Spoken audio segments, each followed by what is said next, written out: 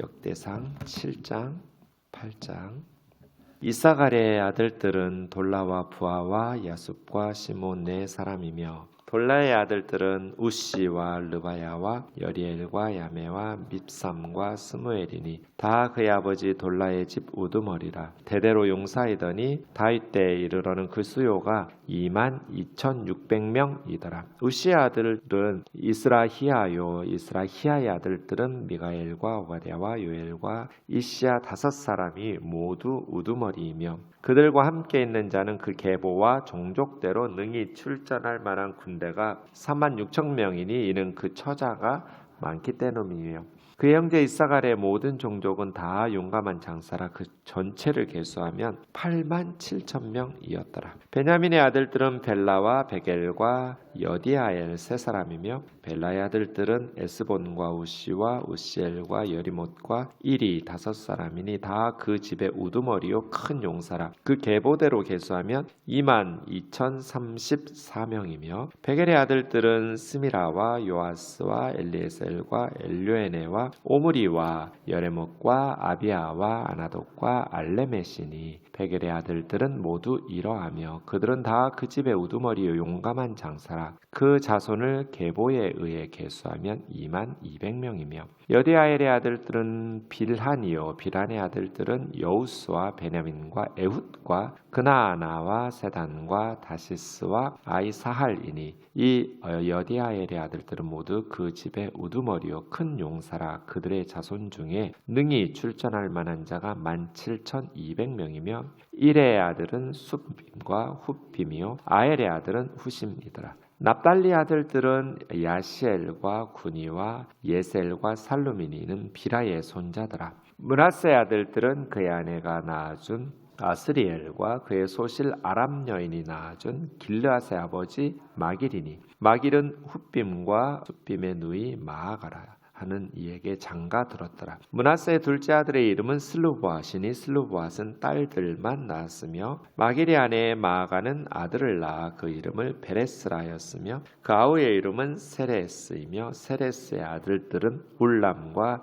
라김 울람의 아들들은 브단이니 이는 다 길르앗의 자손이라. 길르앗은 마길의 아들이요 므낫세의 손자이며 그의 누이 함몰레겟은 이스훗과 아비에셀과 말라를 낳았고 스미다의 아들들은 아이안과 세겜과 리키와 아니암이더라. 에브라임의 아들들은 수델라요 그 아들은 베레시요 그 아들은 다하시요 그의 아들은 엘르아다요 그의 아들은 다하시요 그의 아들은 사바시요 그의 아들은 수델라이며 그가 또 에셀과 엘르앗을 낳았으나 그들이 가드 원주민에게 죽임을 당하였으니 이는 그들이 내려가서 가드 사람의 짐승을 빼앗고자 하였습니다. 그의 아버지 에브라임이 여러 날 슬퍼함으로 그의 형제가 가서 위로하였더라. 그리고 에브라임이 그의 아내와 동침함에 임신하여 아들을 낳으니 그 집이 재앙을 받았으므로 그 이름을 브리아라 하였더라. 에브라임의 딸은 세헤라이니 그가 아래 윗성 벳호론과 우센 세헤라를 건설하였더라. 브리아의 아들들은 레바와 레셉이요 레셉의 아들은 델라요 그 아들은 다하니요 그의 아들은 라단이요 그의 아들은 암미우시요 그의 아들은 엘리사마요 그의 아들은 눈이요 그의 아들은 여호수아이더라. 에브라임 자손의 토지와 거주지는 베델과 그 주변 마을이요 동쪽으로는 나아란이요 서쪽에는 게셀과 그 주변 마을이며 또 세겜과 그 주변 마을이니 아사와 그 주변 마을까지이며 또 므낫세 자손의 지기에 가까운 베스안과 주변 마을과 다아낙과 그 주변 마을과 무깃도와 그 주변 마을과 돌과 그 주변 마을이라. 이스라엘의 아들 요셉의 자손이 이 여러 곳에 거하였더라. 아셀의 아들들은 임나와 이스아와 이스이와 브리아요 그들의 매제는 세라이며 브리아의 아들들은 헤벨과 말기엘이니 말기엘은 비르사잇의 아버지이며 헤벨은 야블렛과 소멜과 호담과 그들의 매제 수아를 낳았으며 야블렛의 아들들은 바삭과 빔할과 아스와시니 야블렛의 아들은 이러하며 소멜의 아들들은 아이와 로가와 호바와 아람이요 그 아우 헬렘의 아들들은 소바와 임나와 셀레스와 아마리요 소바의 아들들은 수아와 하르네벨과 수알과 베리와 이므라와 베셀과 훗과 사마와 실사와 이드란과 브에라요 예델의 아들들은 여분네와 비사와 아라요. 울라의 아들들은 아라와 한니엘과 리시아이니 이는 다 아셀의 자손으로 우두머리요 정선된 용감한 장사요 방백의 우두머리라 출전할 만한 자를 그들의 계보대로 계수하면 26,000명이더라. 베냐민이 낳은 자는 맏아들 벨라와 둘째 아스벨과 셋째 아히라와 넷째 노아와 다섯째 라바이며 벨라에게 아들들이 있으니 곧 앗달과 게라와 아비훗과 아비수아와 나만과 아호아와 게라와 수부반과 후람이라. 에옷의 아들들은 이러하니라. 그들은 게바 주민의 우두머리로서 사로잡혀 마하낫으로 갔으니 곧 나만과 아이야와 게라이며 게라는 또 우사와 아이웃을 낳았으며 사라임은 두 아내 후심과 바라를 내보낸 후에 모압 땅에서 자녀를 낳았으니 그의 아내 호데스에게서 낳은 자는 요밥과 시비아와 메사와 말감과 여우스와 사갸와 미르마이니 이 아들들은 우두머리이며 또 그의 아내 후심에게서 아히둡과 엘바알을 낳았으며 엘바알은 아들들은 에벨과 마삼과 세메시니 그는 오노와 롯과 그 주변 마을들을 세웠고 또 브리아와 세마이니 그들은 아얄론 주민의 우두머리가 되어 그들이 가드 주민을 쫓아냈더라. 아이오와 사삭과 예레목과 스바냐와 아랏과 에델과 미가엘과 이스바와 요한은 다 브리아의 아들들이요 스바디아와 무슬람과 히스기와 헤벨과 이스무레와 이슬리아와 요밥은 다 엘바알의 아들들이요 야김과 시그리와 삽디와 엘리에네와 실르데와 엘리엘과 아하타야와 브라야와 시므랏은 다 시므이의 아들들이요 이스반과 에벨과 엘리엘과 압동과 시그리와 하난과 하나냐와 엘람과 안도디야와 이브드야와 분우엘은 다 사삭의 아들들이요 삼스레와 스하라야와 아달야와 야레시아와 엘리야와 시그리는 다 여로함의 아들들이니 그들은 다 가문의 우두머리이며 그들의 족보의 우두머리로서 예루살렘에 거주하였더라. 기브온의 조상 여이엘은 기브온에 거주하였으니 그 아내의 이름은 마아가며 장자는 압돈이요 다음은 술과 기스와 바알과 나답과 그돌과 아이오와 세겔이며 미슬로는 시므아를 낳았으며 그들은 친족들과 더불어 마주하고 예루살렘에 거주하였더라. 넬은 기스를 낳고 기스는 사울을 낳고 사울은 요나단과 말기수아와 아비나답과 에스바알을 낳았으며 요나단의 아들은 무립바알과 무립바알은 미가를 낳았고 미가의 아들들은 비돈과 멜렉과 다레아와 아하스이며 아하스는 여호앗다를 낳고 여호앗다는 알레멕과 아스마웻과 시므리를 낳고 시므리는 모사를 낳고 모사는 비느아를 낳았으며 비느아의 아들은 라바요 그의 아들은 엘르아사요 그의 아들은 아셀이며 아셀에게 6 아들이 있어 그들의 이름은 이러하니 아스리감과 보그루와 이스마엘과 스아리아와 오바디아와 하나니라. 아셀의 모든 아들이 이러하며 그의 아우 에색의 아들은 이러하니 그의 맏아들은 울람이요 둘째는 여우스요 셋째는 엘리벨렛이며 울람의 아들은 다 용감한 장사요 활을 잘 쏘는 자라. 아들과 손자가 많아 모두 150명이었더라. 베냐민의 자손들은 이러하였더라. 아멘. 한 주 동안 여러분 고생하셨습니다. 새벽마다 많은 이름들이 나와서 쉽지 않은 한 주였습니다. 이런 낯선 이름들을 굳이 우리가 다 읽고 다 알아야 할까? 저는 성경 본문 자체가 설교라고 생각하는 사람이거든요. 하나님의 말씀인 성경 자체가 메시지다. 설교는 그 성경 본문의 메시지를 잘 풀어 설명하는 것이 가장 중요한 설교자의 의무이다라고 생각하기 때문에 그냥 짧게 읽고 말씀을 전할까 싶었지만 본문보다 더 좋은 설교는 없거든요. 그래서 우리가 이해하고 잘 아는 본문 내용이든 역대상 1장에서 9장까지 이렇게 낯선 이름들만 계속 있는 본문이든 성경 본문 자체가 하나님의 말씀이라는 것을 기억하면서 물론 이제 목회자들은 한 사람 한 사람 또 한 지역 한 지역 자세히 살피려고 노력하죠. 수많은 이름들을 그냥 읽고 넘어가지는 않는데 성도님들의 입장에서는 그렇게 다 이 많은 이름들을 한 사람 한 사람 다 연구하고 묵상하지는 쉽지 않겠지만, 그럼에도 불구하고 이런 본문들이 나오면 건너뛰지 말고 그냥 소리 내어서 내 귀로 들을 수 있도록 말씀을 읽고 이런 것이 좋습니다. 성경은 한 단어도 건너뛰는 게 아니에요. 우리에게 주신 말씀, 하나님의 말씀은 그 자체가 메시지고 그 자체다가 설교다라고 생각하시고 묵상하면 좋을 것 같습니다. 목회자들처럼 자세히 한 사람 한 사람 연구할 상황은 아니라, 그렇게 하면 더 좋겠지만 그렇게는 못한다 할지라도 성경은 어떤 본문, 어떤 구절도 그냥 건너뛰지 마라. 다 읽고 하나하나 더 자세히 묵상하려고 노력하셔야 한다입니다. 할 말이 너무 많은데 시간이 성경 읽느라고 다 지나버렸어요. 7장에 이제 7번째 이사갈 지파 나옵니다. 어제 말씀드린 것처럼 세 지파만 자세히 해요. 유다 지파, 베냐민 지파, 레위 지파. 레위 지파는 제사장 지파니까 자세히 이렇게 서술한다 하지만, 또 유다는 유다 지파니까 다윗이 역대상의 주인공, 역대상하 전체를 해도 3분의 1이 다윗 스토리라고 그랬잖아요. 그래서 어쨌든 다윗을 모범으로, 왕의 모범이면서 모든 하나님의 백성의 모범으로 이렇게 기술하고 있습니다. 다윗에게는 허물도 많았지만 우리 신앙인들이 본받아야 될 부분들이 참 많이 있기 때문에 하나님께서 많이 자세히 다윗에 대해서 기록하고 있는 것 같습니다. 나머지 지파들, 베냐민과 또 유다와 레위 지파를 제외하면 그냥 간략하게 이렇게 기록하고 있습니다. 그런데 그 단과 스불론 지파에 대해서는 또 빠져 있습니다. 왜 단 지파하고 스불론 지파는 족보에서 빠졌을까? 원래 있었을 것 같아요. 스불론과 단 지파의 내용도. 그런데 전승 과정에서 소실된 것으로 성경학자들은 봅니다. 특별히 스불론 지파와 단 지파의 족보가 빠져야 될 이유는 없거든요. 지금 원문은 없어요. 성경의 원문은 하나도 없거든요.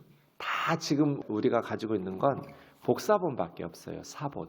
그러니까 원본에서 계속 이렇게 사본으로 필사돼서 전승되었을 거잖아요. 그 과정에서 단지파 족보하고 스불론 지파 족보가 소실된 것 아닌가 이렇게 추측됩니다. 어쨌든 나머지 북쪽의 10지파는 세 지파를 빼고는 그냥 간략하게 기록되어 있습니다. 납달리 지파 같으면 한 절로 끝납니다. 7장 13절에.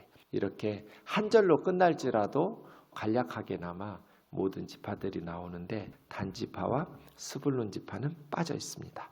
7번째로 이사갈 지파는 7장 1절에서 5절인데요. 특이한 것은 3절에 보면 이스라히야의 아들이 5사람이라고 그랬는데 4명이거든요. 미가엘, 오바델리오엘, 이시야 4명인데 5사람이 모두 우두머리라 이렇게 해서 4명인데 왜 5사람이 나오지? 아버지 이스라히야까지 포함해서 5명이 다 용사였다 이렇게 해석하면 될 것 같습니다. 이사갈 지파 사람들은 5절에 보시면 8만 7천 명의 군사 용사가 있었거든요. 다른 지파들과 비교해도 굉장히 많은 숫자예요.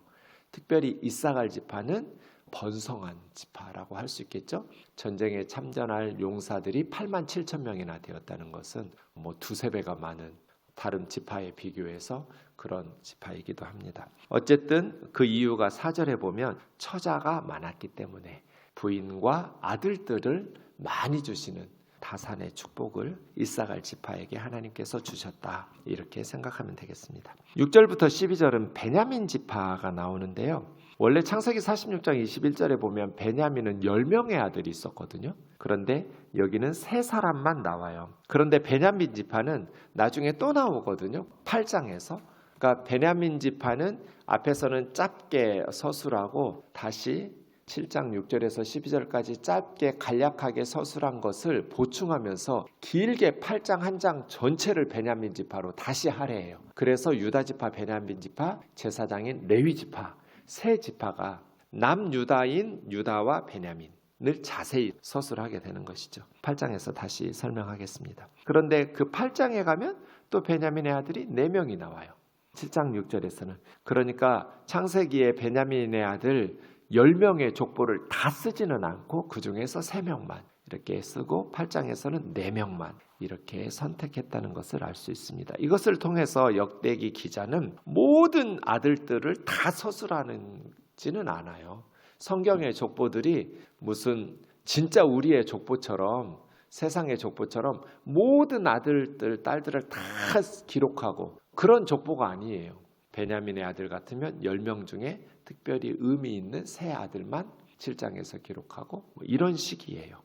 그래서 벨라, 베겔, 여디아엘 그렇게 베냐민의 아들들이 나와 있고, 그런데 특별히 이제 베냐민의 아들들 중에 12절에 보면 일의 아들은 스핏과 훔밈, 11절까지는 쭉 족보가 연결이 되는데 12절에서는 앞에 있는 족보하고 관련이 없는 일의 아들과 아헬의 아들 후심이 나옵니다. 일의 아들은 일이라는 것은 이르라는 뜻이에요. 한국말로 일한다의 일이 아니에요. 일이 너무 많아 그 일 아니고요. 사람 이름이에요. 이르. 이르는 도시, 성읍이라는 뜻이죠. 이르의 아들 숫빔과 훗빔. 그 다음 이제 아헬 다음이라는 뜻인데요. 아헬의 아들 이 후심이라는 사람이 창세기 46장에서는 단지파, 단의 아들로 나오거든요. 그래서 어떤 성경학자들은 이 12절이 앞에 11절까지 베냐민 지파하고 전혀 다른 내용이면서 또 아헬의 아들 후심은 창세기 46장 23절에 보면 단의 아들로 나와서 이 부분은 단지파의 족보였는데 좀 전승 과정에서 사본이 좀 이렇게 생략되면서 본문이 좀 파손된 것 아닌가 이렇게 추측하는 성경학자들도 있어요. 12절을. 그래서 이게 단지파 내용이었는데 본문이 좀 훼손되어서 후대로 전승되다 보니 이렇게 되지 않았는가? 그 근거는 후심이라는 이름, 아헬의 아들 이름 때문인데 사실 그거밖에는 더 이상 자세한 내용이 없어서 확실한 근거는 여기가 단지파 계보에서 떨어져 나온 건가? 이렇게 추측할 근거는 없어요. 제 생각에도 그냥 베냐민 지파 내용으로 단지파 족보로 보지 않고 베냐민 지파 내용으로 보는 것이 더 좋겠다 이런 생각입니다. 13절 말씀드린 것처럼 납달리 지파는 그냥 한 구절로 끝냈죠. 4명의 아들이 있었다. 그런데 빌하의 손자다. 야곱의 아내 빌하가 있었죠. 그 다음 14절에 이제 므낫세의 아들들 나오는데 므낫세의 아들들은 14절은 좀 번역이 우리 한글 성경이 잘못됐어요. 원문에는 그의 아내가 낳아준 아스리엘과에서 아내라는 단어가 없어요. 그러니까 원문에 아내라는 단어가 없기 때문에 표준 세번역이나 NIV나 뭐 킹제임스 버전이나 NASB나 대부분 영어 성경이 우리 표준 세번역처럼 번역했는데 14절은 어떻게 번역해야 되냐면 므낫세의 아들은 그의 첩 아람 여자가 낳은 아스리엘이다. 길르앗의 아버지 마길도 이 여자가 낳았다. 그러니까 아내가 낳아준 아스리엘이 있고 소실 아람 여자가 낳아준 마길이 있는 것이 아니라 둘 다 아람 여자가 낳아준 아들들이라고 봐야 돼요. 왜 이렇게 14절 개역 개정에서는 번역했는지 모르겠어요. 그래서 제 생각에는 표준 세번역의 번역이 맞다. 므낫세는 양쪽에 동서에 있었잖아요. 요단강을 사이에 두고 반지파는 동쪽에 반지파는 서쪽에 가나안 땅에 있었는데 동쪽을 길르앗, 동남쪽을 길르앗이라고 북쪽을 바산이라고 한다고 그랬잖아요. 그 길르앗의 가장 중요한 사람이 마길이라는 사람, 므낫세 지파에서. 그래서 길르앗은 지역 이름이기도 하고 마길의 아들 이름이기도 해요. 근데 14절에 길르앗의 아버지 마길이며 여기서 아버지는 이게 이제 여호수아 17장 1절에 나오는 표현인데 길르앗의 아버지, 그러니까 뭐 부산의 아버지, 대전의 아버지 그런 뜻이에요. 그래서 공동번역에서는 길르앗의 아버지 마길을 어떻게 번역했냐면 길르앗을 세운 마길 이렇게 번역했어요. 그래서 길르앗 지역은 마길이라는 므낫세 지파의 리더가 건설했고 그렇게 영향력을 가지고 길르앗 지역을 이끌었던 리더 이렇게 보시면 됩니다. 그러면서 동시에 17절에 있는 것처럼 길르앗은 마길의 아들이기도 합니다. 제 친구 중에 중학교 동창 중에 김재라는 친구가 있어요. 성이 김이고 이름이 재예요. 제가 김제중학교 다녔거든요. 저희 고향이 김제잖아요. 그래서 그 친구가 이제 첫 반이 돼가지고 자기소개하는데 안녕하십니까 김제에 사는 김제입니다 이렇게 자기소개해서 다 웃었어요. 그러니까 사람 이름하고 지역 도시 이름하고 길르앗이 그래요. 길르앗에 사는 길르앗입니다 이렇게.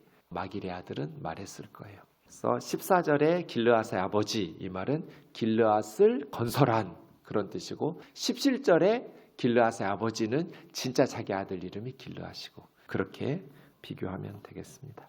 그 다음 20절부터 29절까지는 에브라임 지파가 나오는데, 에브라임 지파 중에서는 21절에 가드 사람, 가드 원주민의 짐승을 빼앗으려고 에브라임의 아들들이 에셀과 엘르앗인데 내려갔다가, 사실은 에브라임을 이게 7 아들로 봐야 되는지 7 세대로 봐야 되는지 분명하지는 않거든요.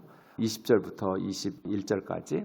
근데 7 아들로 보아야 맞을 것 같아요. 제 생각에는. 그래야 7 세대로 보면 수델라의 아들이요, 그 다음 세대, 그 다음 세대 이렇게 할 수도 있고, 그냥 에브라임의 아들이 7명이다 이렇게 할 수도 있거든요. 근데 에셀과 엘르앗이 가드 원주민에게 죽임을 당했어요. 에브라임의 2 아들이. 짐승 뺏으러 갔다가 죽임을 당한 건데, 가드는 블레셋의 5 도시 중에 하나잖아요. 골리앗이 가드 출신이잖아요. 다윗에게 죽은 골리앗의 고향 가드. 거기에서 에브라임이 2 아들을 잃었어요. 2 아들이 가드 사람들의 짐승을 빼앗으러 갔다가, 약탈하러 갔다가 죽임을 당한 거예요. 자식 2을 잃은 아비 에브라임이 어떻게 살았겠어요? 죽고 싶겠죠. 자식들을, 생때 같은 자식들을 잃었으니 아비와 어미가 어떻게 살겠어요?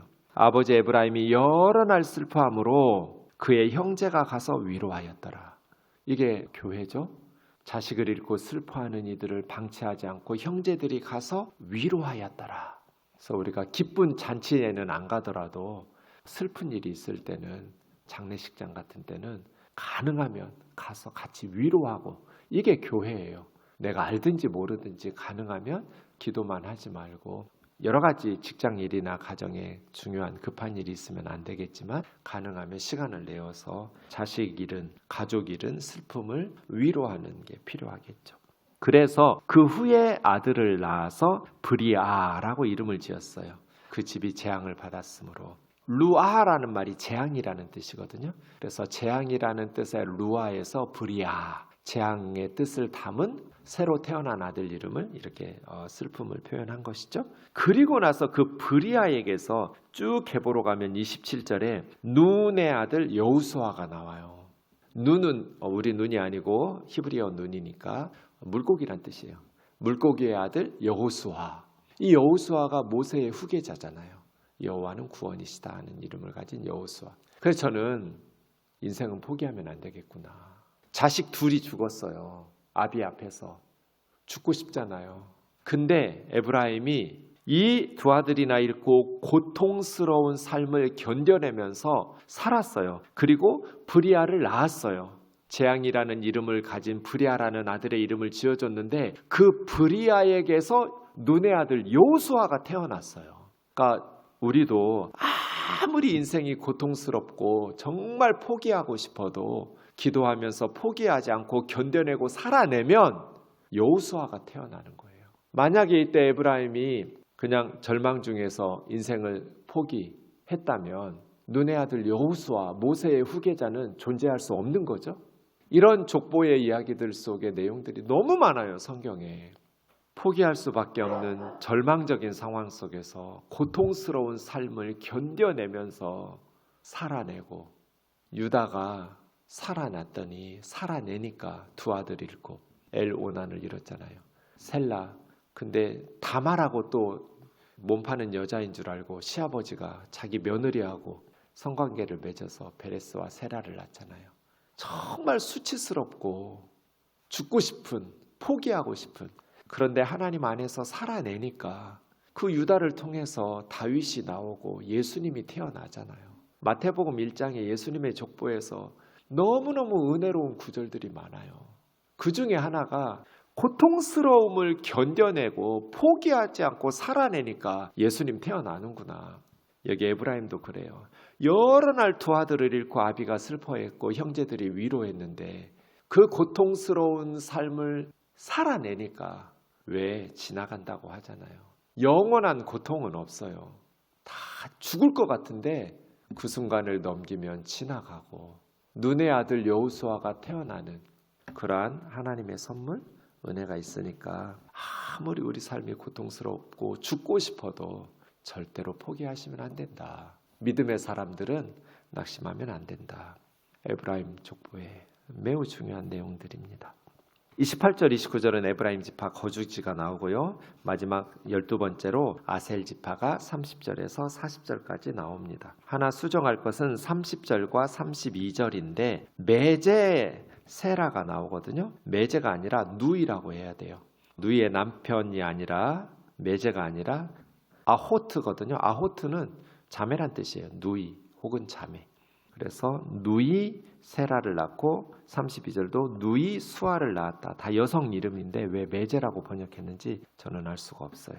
그 다음에 이제 8장에서는 베냐민 지파가 다시 나옵니다. 앞에 7장 6절에서 12절까지 짧게 나왔던 것을 8장 전체를 할애해서 다시 한번 40절에 걸쳐서 베냐민 지파를 상세하게 서술하고 있습니다. 세 가지 의미가 있을 것 같습니다. 첫 번째는 이 베냐민 지파 끝에 사울 왕의 가족 족보가 나오거든요. 그래서 베냐민 지파는 사울 왕의 족보이기 때문에 사울에서 다윗으로 넘어가니까 스토리 전개상 베냐민 지파를 중요하게 더 자세히 기록한 것 같고요. 두 번째는 말씀드린 것처럼 다윗 왕조를 배반하지 않은 유일한 지파가 베냐민 지파예요. 그래서 남유다의 두 지파가 유다 지파, 베냐민 지파이기 때문에. 그리고 세 번째 의미는 이 베냐민 지파가 포로 후 공동체의 핵심적인 역할을 감당한 지파이기 때문에 바벨론 포로지에서 70년 있다가 돌아올 때 유다 지파와 베냐민 지파, 난 유다 사람들이 주축을 이뤘을 거잖아요.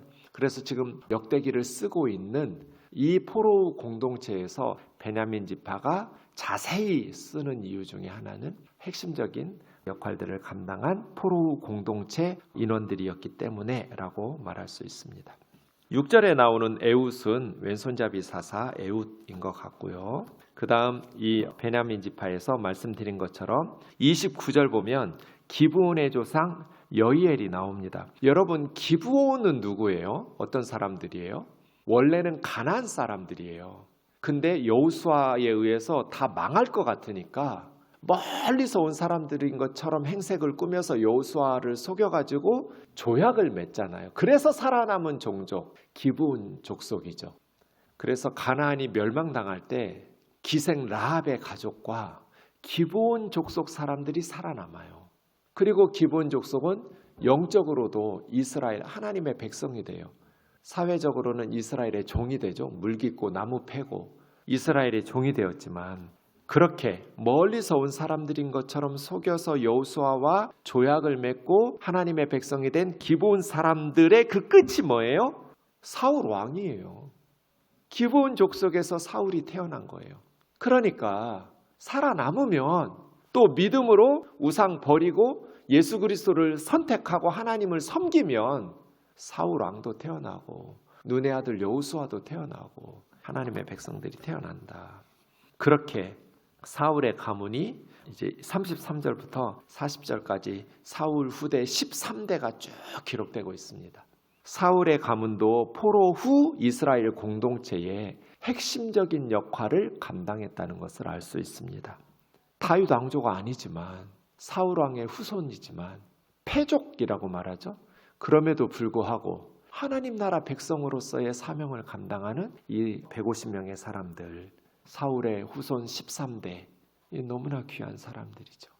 우리 조상들이 어떻게 살았든지 지금 우리는 하나님 나라 백성으로 살고 우리 하나님을 나의 하나님으로 삼아서 하나님 나라에서 주신 사명 잘 감당하다가 어떤 고난과 슬픔과 비극적인 상황에서도 절대로 삶을 포기하지 말고 믿음 버리지 말고 기도 가운데 살아남아서 눈의 아들 여호수아도 낳고 다윗도 낳고 예수 그리스도의 조상도 되었듯이 우리도 그렇게 믿음의 가정들을 하나님 나라의 기둥과 같은 일꾼들의 조상들 되기를 주의 이름으로 축원합니다.